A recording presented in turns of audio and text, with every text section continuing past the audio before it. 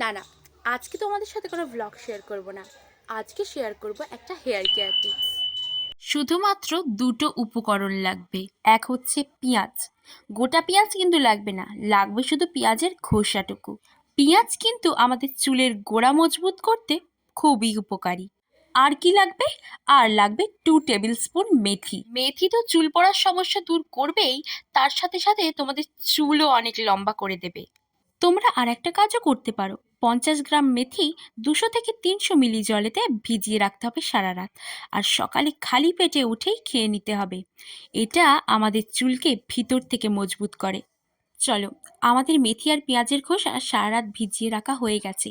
এবার আর কিচ্ছুই না, এটাকে কিছুক্ষণ ফোটানোর পরেই ঠান্ডা করে স্ক্যাল্পে অ্যাপ্লাই করে নাও। তারপর কিছুক্ষণ রেখেই শ্যাম্পু করে নাও। চুল পড়া কিন্তু অবশ্যই কমবে। ভিডিওটা যদি ভালো লেগে থাকে তো অবশ্যই লাইক আর সাবস্ক্রাইব করে দেবে। তোমাদের সাথে দেখা হবে নেক্সট ভিডিওতে।